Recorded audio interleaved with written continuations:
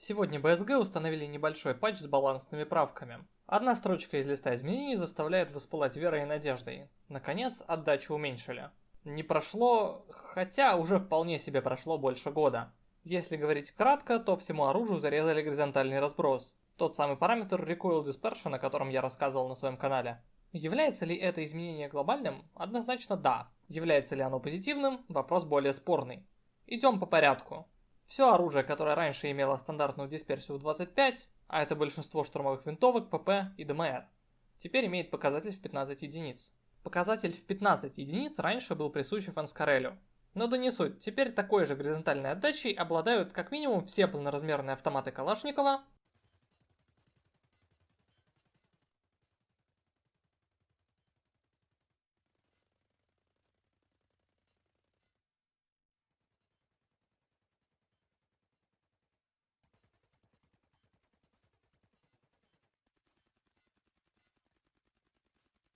также параметр 15 теперь у нас у М4,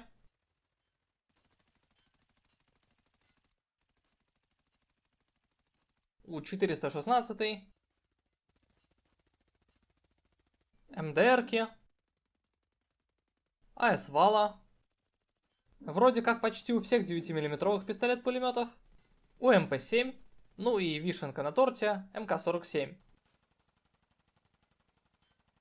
Да, МК-47 теперь обладает горизонтальной отдачей из Кареля. В общем-то, вы можете и сами прекрасно все посмотреть в обновленной таблице скрытых характеристик. Также из интересного хочется отметить АУГ. АУГу дисперсию снизили как-то слабо. И вот что он раньше шатался по сторонам в сравнении с остальными винтовками, так и сейчас шатается по сторонам в сравнении с остальными винтовками. Короче, с АУГом нужно что-то делать. Вон та G36 на его фоне сейчас выглядит прям бомбическим. Ну и да, у G36 раньше была дисперсия 20, сейчас она 10. И раз уж мы говорим о пушках, у которых раньше было 20 дисперсий, то вот смотрите на РД. У РД дисперсия теперь тоже 10. А у MCX, у которого раньше было 30, сейчас дисперсия 20. Так что народ, который жаловался на адскую горизонталку на MCX, вот, пожалуйста, вам ее порезали. То же самое относится к пистолет-пулемету UMP. Еще из интересного, РПК никакого бафа почему-то не получил. Думаю, разрабы про него просто забыли. Также фишка с разной дисперсией у разных версий автоматов АКСУ тоже сохраняется. Same и с аугами. Ну и, пожалуй, мое любимое среди всего этого списка — это Скарель. Его дисперсия теперь равна 5. Как вам такое, а? Все остальное тестируйте сами, я думаю, я в принципе показал вам суть. В общем, что я об этом всем думаю? У этих изменений есть один большой плюс и один большой минус. Один большой плюс заключается в том, что большое количество сборок, утративших свою актуальность в 12.12, вновь станут играбельными. Я говорю там о всяких бюджетных калашах, бюджетных эмках и так далее. Вот с таким вот оружием станет играть гораздо приятнее и комфортнее. Также у людей, которые любят собирать всякие красивости, теперь меньше поводов удрачиваться в мету. Можно сказать, что частично мы подвинулись к временам патча 12.11.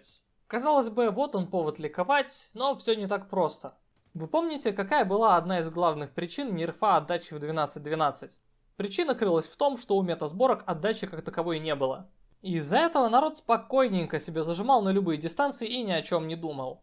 Как по мне, единственный плюс увеличения отдачи в 12.12 это то, что на многих метасборках отдача стала походить на что-то адекватное. Ту же фуловую М4, например, в своем старом ребалансе я использовал как отправную точку, потому что отдача у нее была в меру низкая, но все-таки несколько хаотичная. Из-за этого макдампать с этого оружия на большие дистанции было нельзя.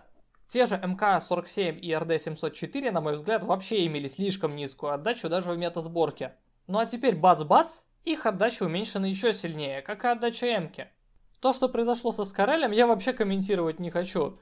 И вот мы получили ситуацию, при которой с бюджетными сборками вроде как все стало лучше, но отдельные метасборки стали представлять из себя какой-то трындец.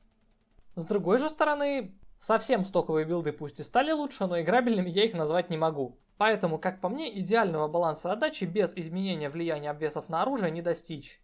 Но об этом я уже много распинался. Из-за супер большой разницы в характеристиках между разными сборками, что-то одно всегда будет перетягивать одеяло на себя. Если сильно понизить отдачу, то сток и около сток станет играбельным, но вместе с тем мета-сборки превратятся в имбу. Если же сделать наоборот, то мы получим относительно сбалансированные мета-сборки, но вместе с этим абсолютно всратые стоковые и околостоковые ганы.